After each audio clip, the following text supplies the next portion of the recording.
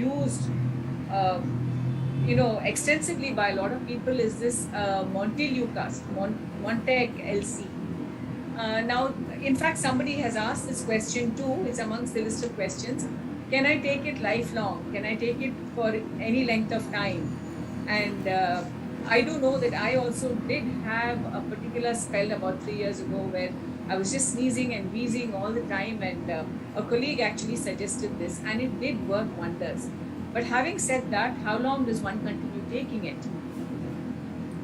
And so, I mean, I would love to hear from you all, because in fact, that question has been asked 3 times by 3 different people. It's one of the questions that I will be asking. Basically, as I told you, the pathology behind this allergic reaction is type 1 hypersensitivity, which is IgE mediated.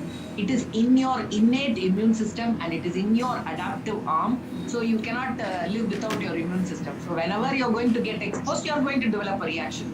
So whenever this mast cells, basophil and all these players are IgE triggered and they come into reaction, you're going to have a host of mast cell degranulation, lot of histamine pouring into your system, leukotrienes, pro-inflammatory mediators, platelet activating factors and all those issues.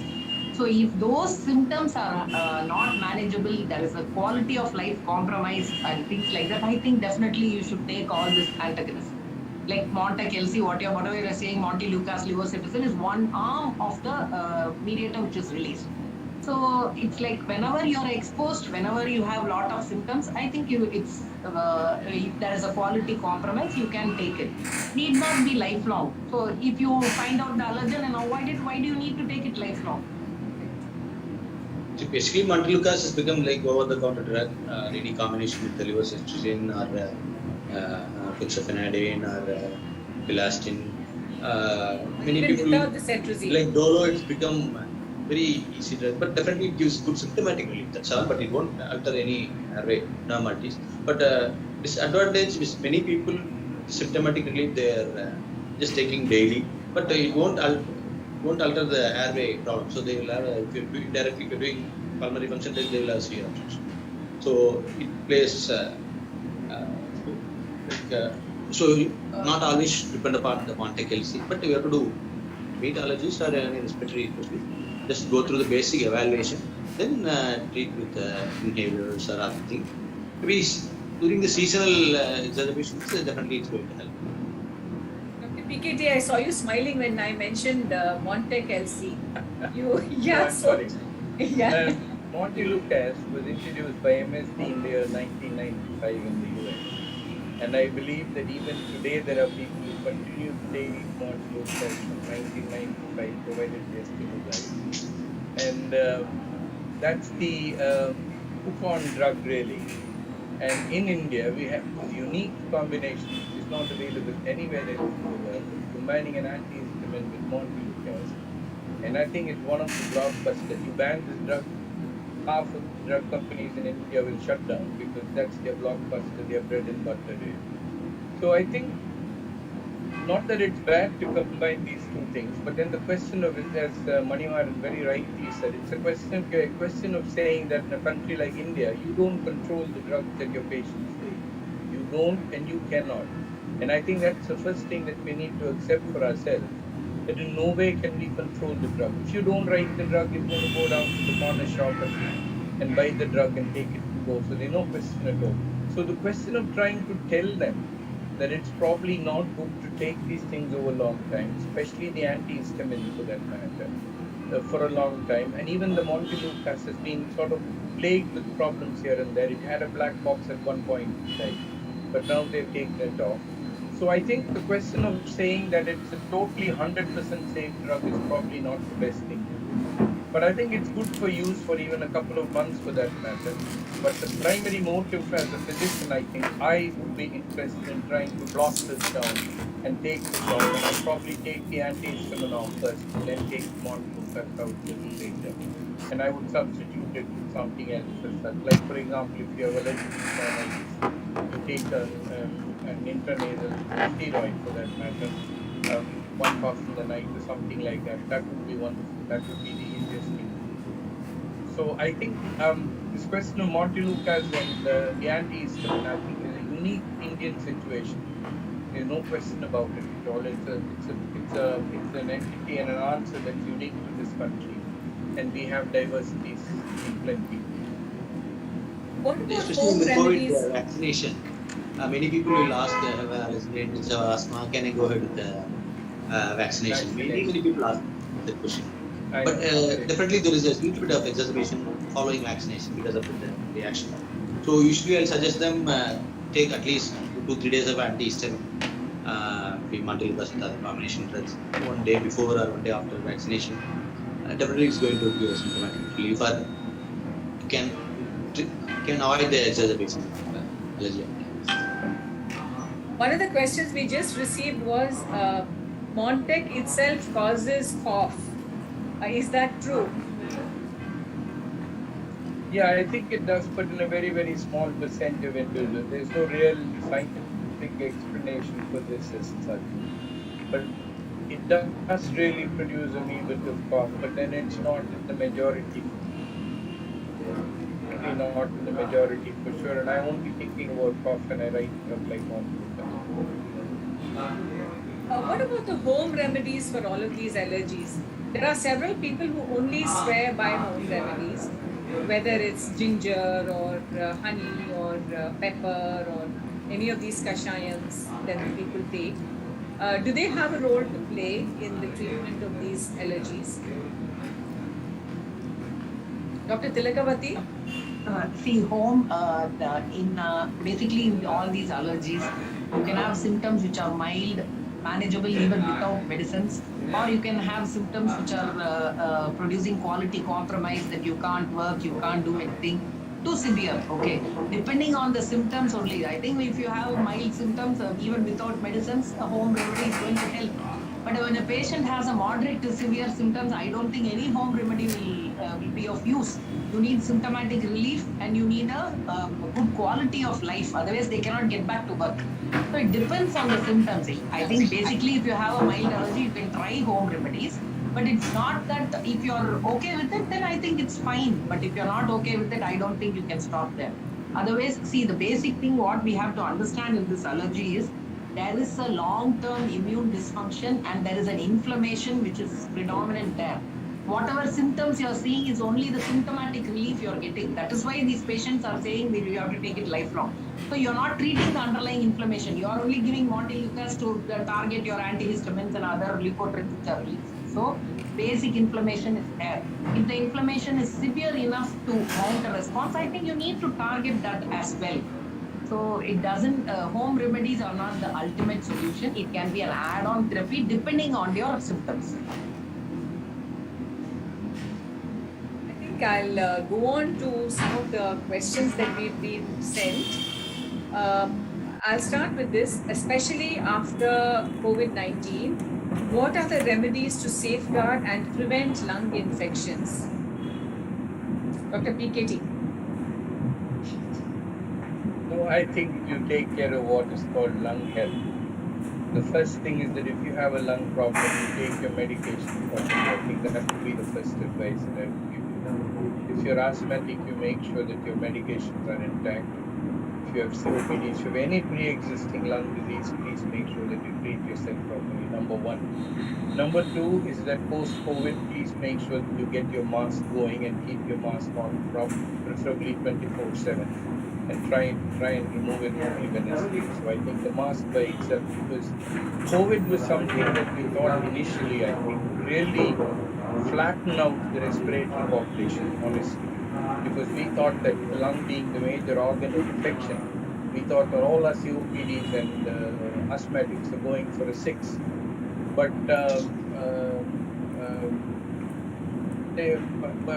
it never happened really, because I think all of them have done extremely well. Those who have had sickness have been very few and far between. They have not done well, I certainly agree. But if you look at it magnitude-wise and number-wise, you can't really correlate the number with the type of severe disease that you had. So there is some element there of so-called lung protection. Whether it's the mask or not, I'm not quite so sure. Very likely it is the mask, because the mask is the one common thing that we have adhered to. And asthmatics must have been more conscious of the fact that they have a previous disease, and so they need to wear a mask by themselves. So that's one thing that I would do. The other thing that I would tell them is that you need to exercise yourself properly. It's very, very important to take exercise. If you're above 40, 45, the best exercise that you can have is a walk in the park for about 30 minutes a day. So I think exercising is important. Having a reasonably balanced diet is important. Getting your weight down to reasonable limits, I think, is important. That's a very, very important factor, because we've seen obesity is a huge risk factor, not only for the asthmatic, but also in patients with COPD. Obese patients have done very badly, really, in this COVID context. They have done extremely badly. So we understand that these are the ways that you can try and prevent health. You can do things like yoga, for example. But then there are a lot of people who speculate and say that yoga is exercise, and yoga is not exercise, because you don't move your muscle at all. You move your muscle very minusculely. You don't move. There is no kinesis in yoga. So yoga is just a form of trying to get your breathing going and trying to improve your breathing parameters. But it doesn't really work for muscular and cardiac status where you really need to move, because exercise is kinetics, and being akinetic is not exercise. So I think these are the ways that I think you can try and protect your lung over a period of time. And definitely, physical activities reduces the exacerbation of allergy attacks. Be it swimming or regular jogging or cycling. Many people, they become asymptomatic after regular physical activity. So that plays important role also. Another person has asked, I've noticed that every time I have a bout of rhinitis or sinusitis, my eczema also gets worse. How exactly are these related to each other? I think we've already mentioned this in the course of the discussion we had. But if any of you can throw light on it, it would help. So this is part of the atopic state that we're looking at. We're looking at a state of atopy where there is both dermal and nasal and bronchial hypersensitivity. And that's the reason why we get this sort of thing. It's very closely inbound and interlinked with each other. There's another gentleman who's very worried because he's been having chest congestion for the last 3 years every winter. So he wants a remedy. What do I do? What he means by chest congestion, I think he needs to see a pulmonologist, investigate properly to find out just a broad term where we can't say how he is and things like that. I think he should take a proper consultation. Another one was saying he had fluid around his lung which cleared. He had TB which has also been cured. And with regular breathing exercises, can I get back my old breathing power? It depends on how much of lung is lost or how much of lung has been affected by TB and what is the scarring ratio. It needs a detailed evaluation, and then only we can comment on such things.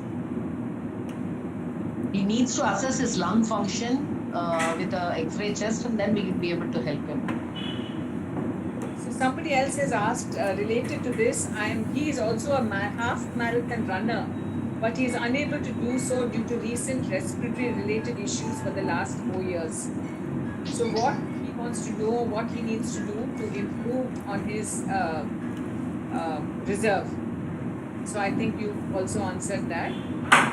Somebody has asked, what about interstitial lung disease? How do I, how can I prevent it from worsening? Interstitial lung disease is a different ball game altogether. So I don't think we need to confuse it with this.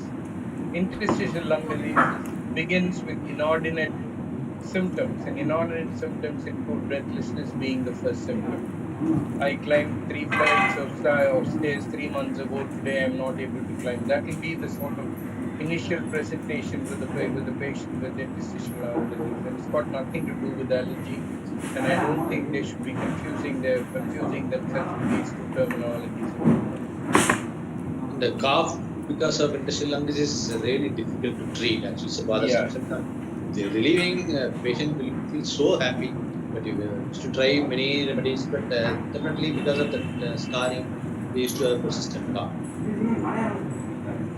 Between episodes of asthma, I am perfectly well. So can I donate my lungs after my death? Very interesting question. But I think it's always good to donate, but then they will be looking at a lot of things before they take your lung out. You're looking at a lot of things, and if you sort of fall in the wrong view of things, they may not really accept you for donation. But I think it's a great thought to think about. I have not thought about a condition like that, but I think we need to weigh the pros and cons of this and try and see what is the problem, what is the treatment, what is his ultimate lung function.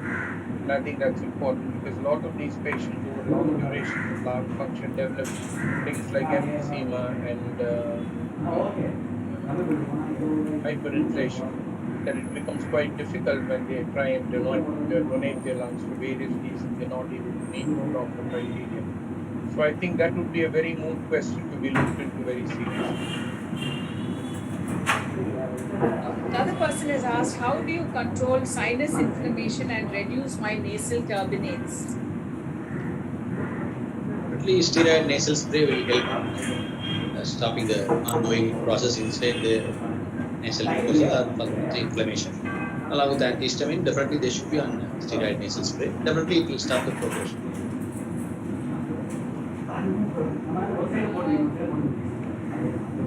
What general precautions can I take to avoid respiratory allergies? In fact, this has been something of concern to several people. They all seem to want to avoid respiratory allergies. So how do they go about avoiding it? I think they've got their answer in the question itself. Avoidance. I think that's, avoidance I think is the first thing to do in such things, and that's the first thing that people will tell you about. So I think avoidance depends on two things. Avoidance depends upon the knowledge as to whether what you're allergic to is around where you're going. I think that again is important. Suppose you take a food, for example. I think if you have some sort of food allergy, knowing what the food that you're going to eat contains, I think is very, very important. Especially if you're looking at things like, say, vegetable allergy and foodstuff allergy, egg albumin allergy and things like that. There will be just a dash of albumin in that, and that can take your whole system off. So I think it needs a sort of different sort of approach. If your allergy is very severe, I think you need to be very, very cautious about it. But this is a very severe group. Fortunately, this group is very small. As Dr. Tilakavati said, it's probably about 5% or even less than that. So the rest of the 95 get away with it. They may get away with a simple rash and a little bit of rhinitis, things like that. Then you give them a couple of antihistamines, the whole story is over. So I don't really think that's a problem. Dr. Manivaran, you mentioned nasal spray. So somebody has asked, is long-term use of nasal spray safe? Yeah, definitely. But many people are using that decongestants like that Nazivian or other things. That should be avoided actually.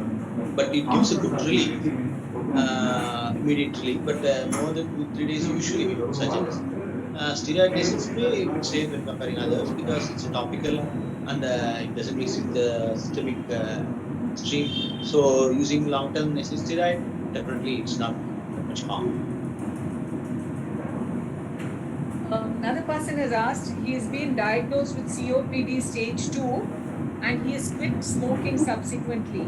So will it now advance to stage 3 or by quitting smoking as he stopped the advance?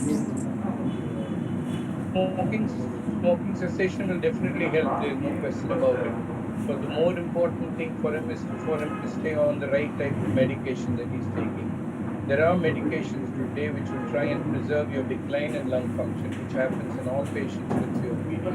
You preserve your lung function, number one, by trying to reduce the decline in lung function, which is part and parcel of the patients with COPD. So I think the question of stopping smoking is excellent. The next thing that he needs to do is to make sure that he gets on the right medication and takes the medication regularly, and I think that's really what is important. Number 3, of course, would be the type of exercise that he's doing, the type of walking that he's doing, and the type of physical activity that he undertakes. All these things are important, and all these things will make sure that his lung function is preserved as much as possible, number 1, and his decline in lung function is reduced as much as possible. Number 3, of course, would be the type of exercise that he's doing, the type of I have a daughter who's since the age of 7 has been having allergy problems. She's now 17 years old and she suffers a lot. What do I do for this? How can she be cured? See, during allergy, definitely only avoidance plays important role. They're really suffering. Definitely, predominant nasal symptom means they should be on regular nasal spray. If the lower airway means definitely they should be on some inhaler therapy.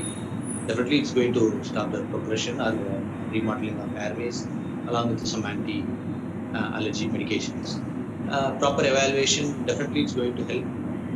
As I mentioned, it will give a good feel when they confirm for this is allergic to these things. Better to avoid, like maybe house dust mite or pollens or danders. So avoidance plays important role under regular medications. Nowadays, we are allergy treatment based on phenotypes. Nowadays, treatment is advanced that many biologicals are in the market. Nowadays, it has come. So for severe allergy or severe asthma attacks, definitely a lot of advanced therapies are available. So they can meet a proper allergist or respiratory physician, and they can work up for other modalities of treatment. I know that there is a certain degree of skepticism about the allergy testing, but somebody has sent in a message saying, may I know the perfect test for antibiotic allergy and how it can be treated? My sister is 19 years old who is allergic to almost all antibiotics given till date. And then we used to stop the antibiotic, but it is not over and we need to get her treated. So what do we do for antibiotic allergies? What tests do we do and how do we treat it? If somebody has got allergies. Yeah, antibiotic allergies, like it's trial and error. You find out you're allergic to one, I think you should not, if you're mounting a very severe or serious reaction, you should avoid that group of drugs. Okay, but you cannot be allergic to every damn antibiotic, which I don't agree. So maybe they were taking some other drugs, or they might have had some small doses of food allergen along with that, or something else should have been there. So it is like, it's a challenge test, You give one antibiotic and then you see if the patient mounts no other drug or anything like that, and then if mounts an immune response, that's the allergen. You can try, but by giving all this, I don't think you can be allergic to everything. And these patients, I think they can measure serum IgE levels, absolute eosinophil count, a course of deworming might help. So these are some basic measures which you can do for some allergic patients. Remember, all this mast cells and this IgE mediated, they are all mainly responsible for parasitic infection. So a course of deworming definitely helps in people who are very allergic to many modalities. Drug allergy usually happens to antibiotic, especially the penicillin and other non-steroid painkillers, especially that any other NSAIDs what we mentioned, and maybe the dye we check for CT scan, those things. Definitely, we should ask history before starting any antibiotics. The particular antibiotic, but better to avoid. Before starting any antibiotic, definitely we should put a leading question: are you allergic to any drugs? You can be allergic to anything under the sun, including the sun itself. So I think that's the way that we look at it, and that's from Boyd in the preface that he gives. So I think it's important to consider allergy in the right clinical setting. There's an interesting question that's come up. Are all antihistaminics almost the same pharmaceutically, or are there specific antihistaminics for specific conditions?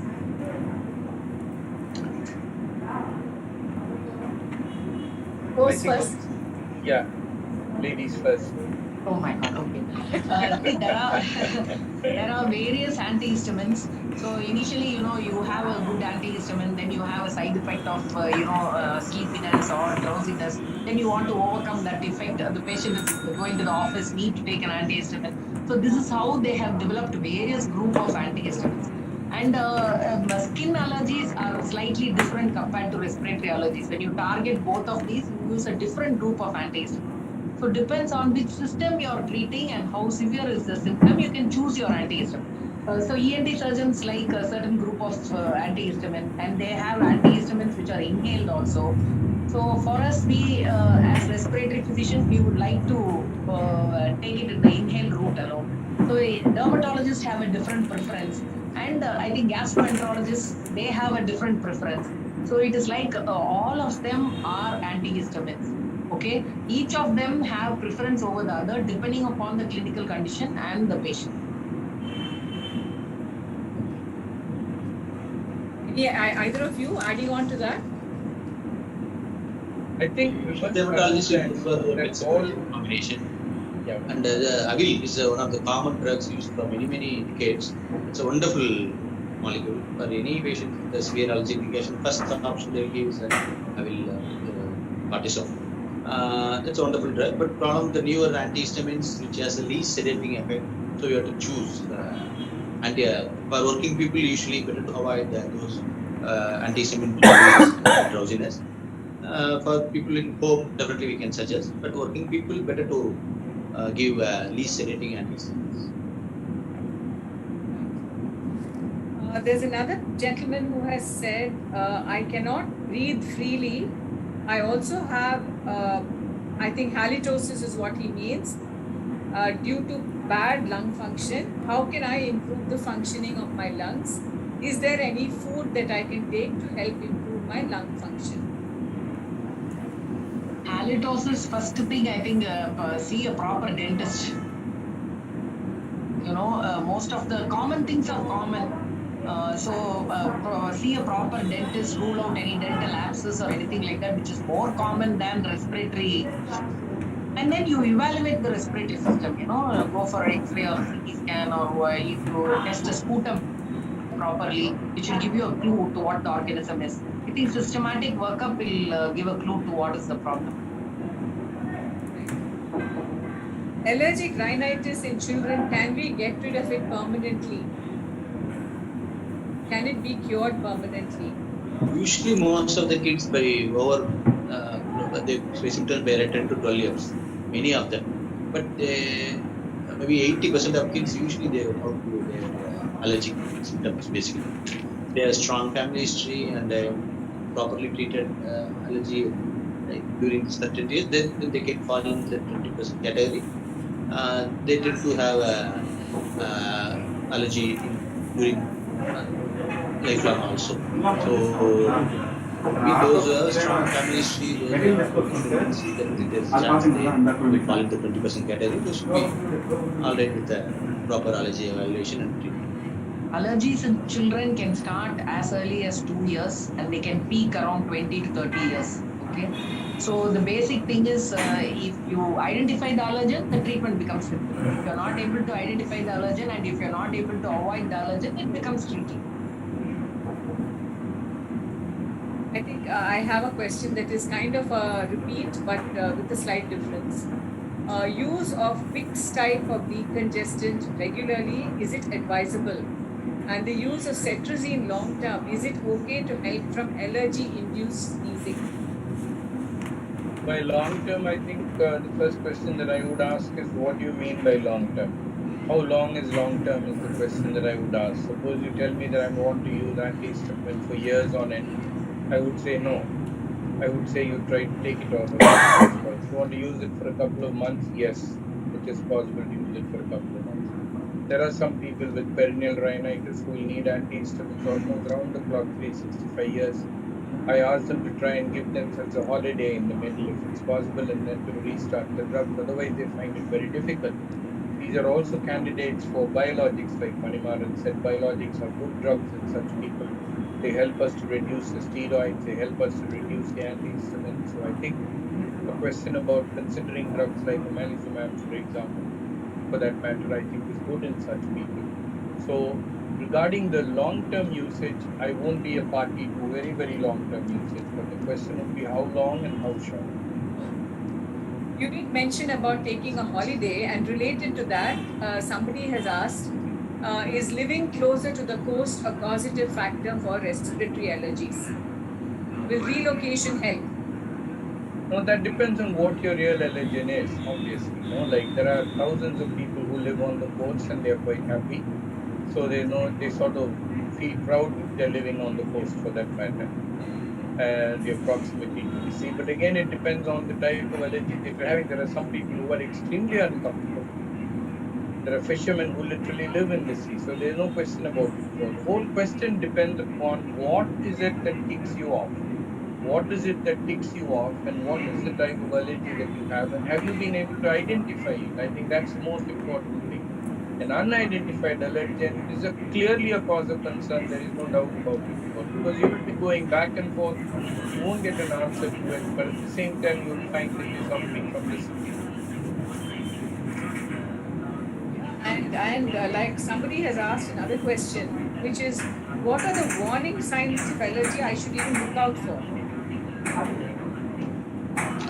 Signs of allergy can vary, from simple running nose to watering of the eyes to itchy, watering eyes or post-nasal drip, or you can have sneezing, you can have cough, you can have fatigue, sore throat, body ache. A range of symptoms are there. So depending on, as I told you, which system is affected, you can have nausea, vomiting also if it is an abdominal issue. So to identify what is the allergen, what causes it, I think depending on the signs and symptoms, we have to focus. And exposure of the allergen and definite development of symptoms.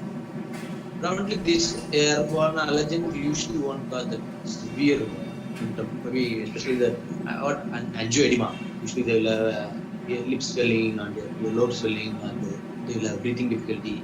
That's the important thing. Immediately they should address to it, and they should meet a doctor. They have a dose of injection. Otherwise, allergens predominantly cause lesser symptoms. It's a question addressed to all Don't be three of light. you. This is possibly my last question. This is a question addressed to all of you. Smoking. Smoking, the person who smokes is not affected, but the people around may be affected by it. It also affects other people in the house as passive smokers.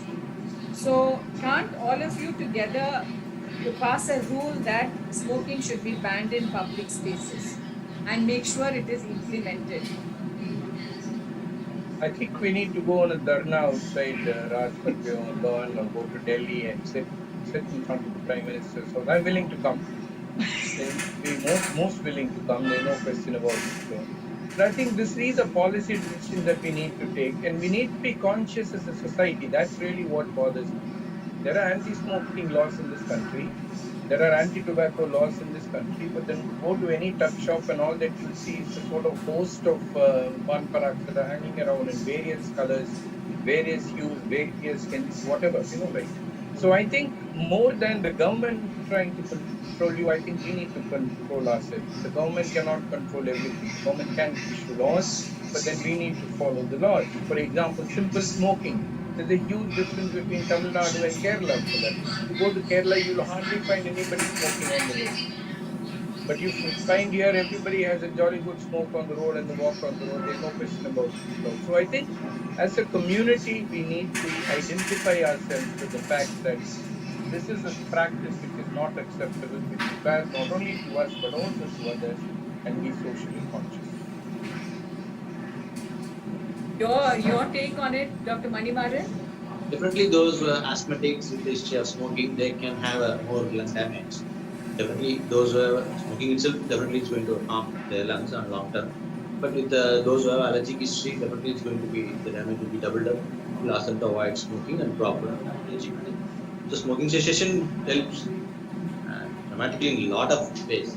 But passive smoking not that much common in India. That's what.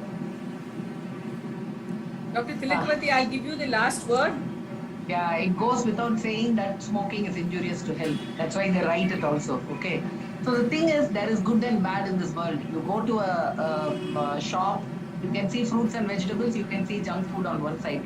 Your life is what you choose.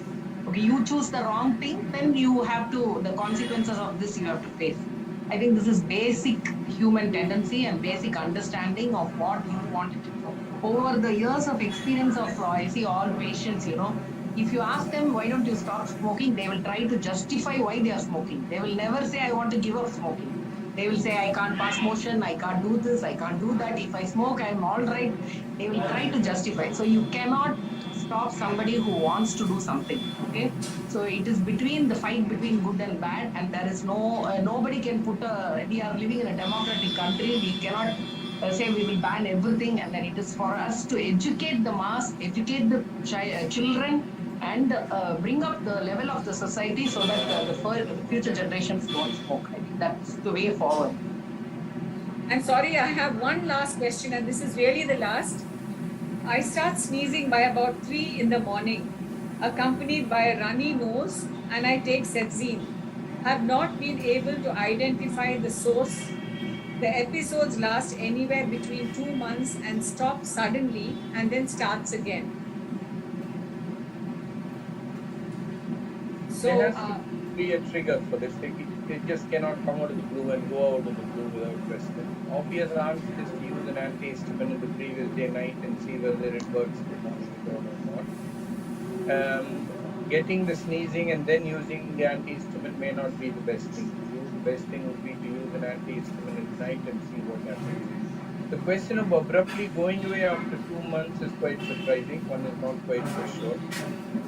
and also starting at a specific time each. Exactly. I don't know if there are any specific around the place where this person sleeps as such, which is sort of irritating. I'm not quite so sure. I think there are too many unanswered questions in that question. Basically, when somebody comes with such things, it requires a detailed history taking, where they sleep, what they're exposed to. They get up in the morning and then they open the windows, exposed to a lot of pollen. Then definitely also it needs a detailed history taking. I think by simple history itself, we can solve this problem. So it's like maybe drugs will be secondary only. That's what I feel. So this is a broad term question which needs to be addressed to that particular patient. We need to sit and talk with the patient to find out the real issue, which can be simply solved without medications also. Thank you so much, all three of you, for spending your valuable time today. And I don't think I've been able to do justice to all the questions. So if there are any things that are unanswered, I will send them along to you, and please do take some time out to reply to these. Thank you so much. It's been a very useful and interesting discussion we've had. And stay safe. Stay safe. Thank you. Thank you. Thank you. Pleasure being here. Thank you. Thanks, Manimaran.